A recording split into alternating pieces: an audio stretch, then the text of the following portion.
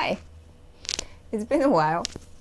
I've been thinking about discussing a lot of the books I've read in the meantime, but I'm kind of glad it took me so long to get to it because it allowed me to make some parallels I maybe otherwise wouldn't have, starting with this one. Here are my top fantasy and top sci-fi books I read over the past year that made me think about hope and despair, about humanity as a whole, all in one. They're not new books, but they are new for me. The fantasy one is The Lands of Our Sun by Gavriel, and the sci-fi is Children of Time by Adrian Tchaikovski.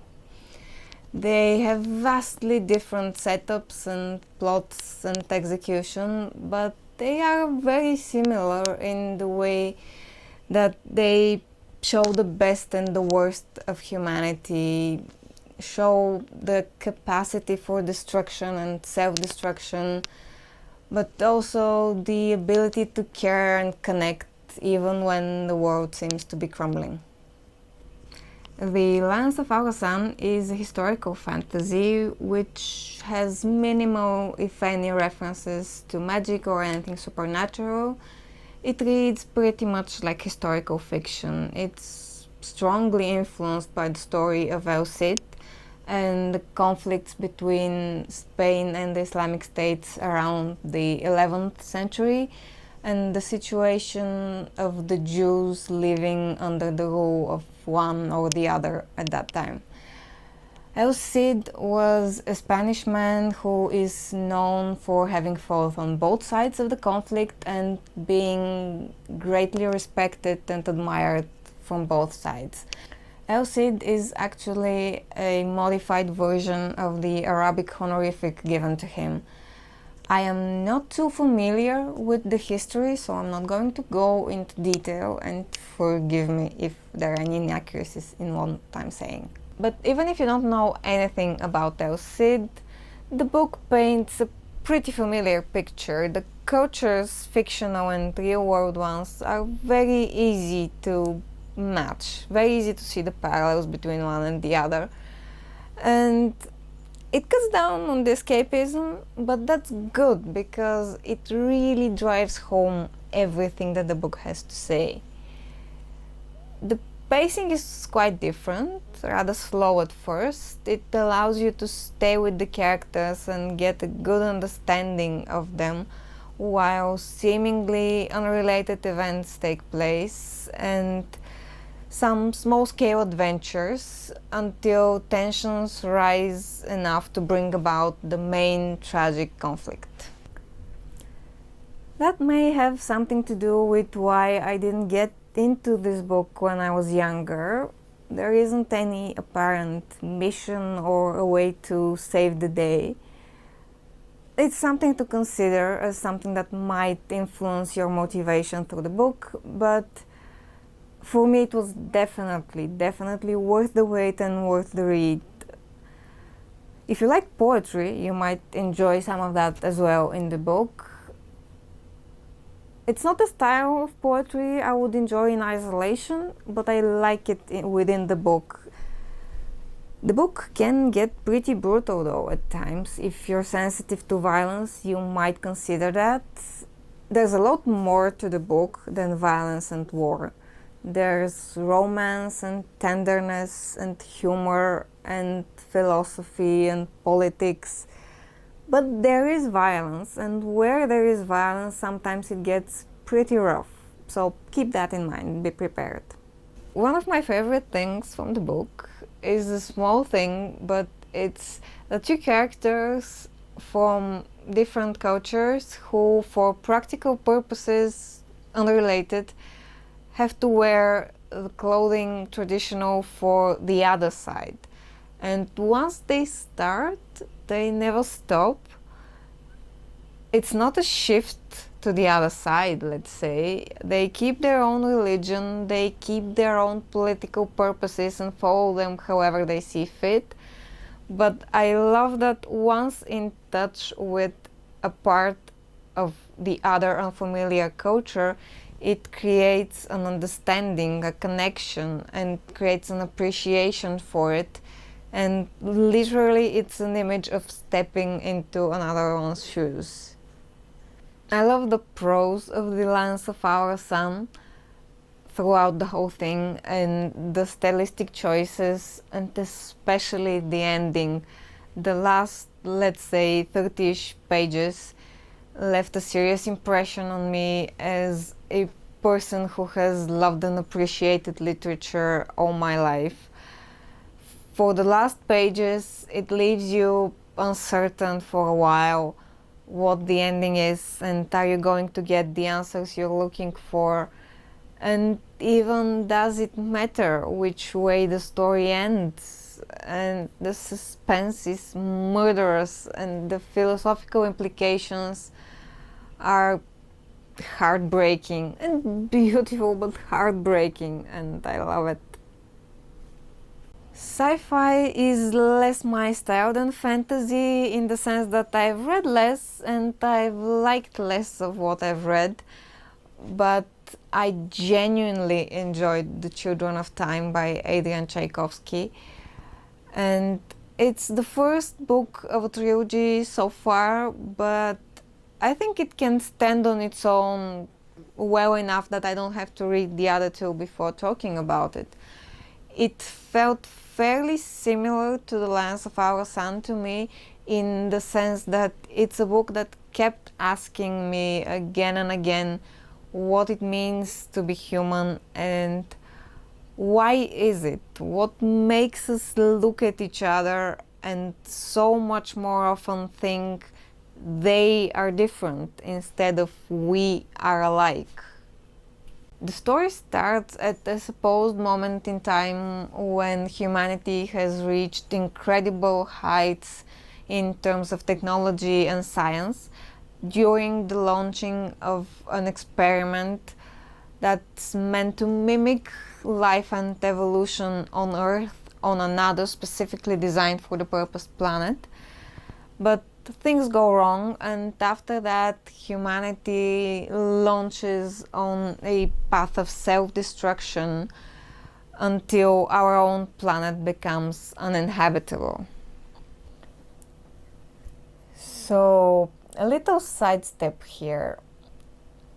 On some level, most stories have their good and bad guys. Even if they are very morally grey, still on some level they are the characters that you root for, and the characters that are more relatable. The characters that seem to kind of be on the right side, at least. So I faced this concept, who are the good guys and who are the bad guys, recently when I started Elder Empire by Will White, because other readers told me before starting I had to make a choice. I had to choose which side of the story to read first, and that this would alter my perception as to who the good guys are. So that was an interesting concept to face. And I've been thinking quite a bit about this, about the way stories get twisted so that one story's hero is another story's villain, etc., etc. I've been noticing this type of thing here and there, and for the most part it's very interesting. Not always a good thing, but interesting nonetheless. What strikes me in Children of Time, specifically in the opening chapter, is that in this advanced society, both points of view upheld by the two opposing philosophies they feel wrong, they feel bad, they don't feel like something you can understand it on some rational level, you can understand the reasoning they give, but they feel wrong. And it's interesting because it puts you in a position that at the start of the story you're wondering, who am I going to be rooting for in this madness? Not to worry though, that's just the first chapter. Later, Tchaikovsky really makes you understand and care for his characters as he follows the story of the last remnants of humanity, as well as the new life emerging on this experimental planet throughout years and years of space travel and evolution, until at the end you arrive questioning everything again. And you haven't really stopped at any point. There are some very different characters, on some level I want to say unique, but of course I haven't read everything out there, so I might be wrong.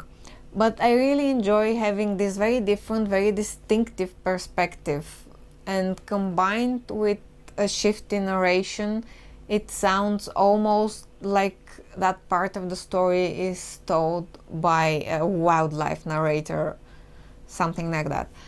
And at the same time, this very distinctive perspective manages to provide social commentary that is perfectly applicable. In terms of word count, romance is a very insignificant part of the story, and for the most part it doesn't feel like romance as such.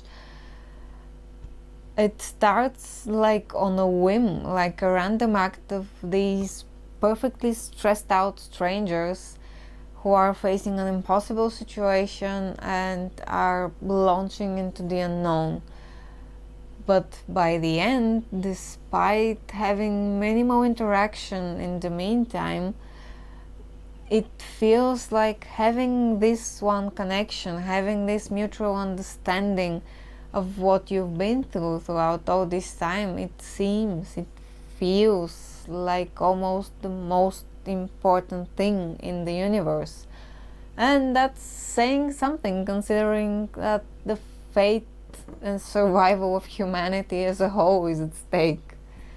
The premise of neither of those books sounds like something that could bring hope, and yet there is healing and there is beauty in the prose and in those deep connections between characters, and even in realizing any connection at all despite all odds.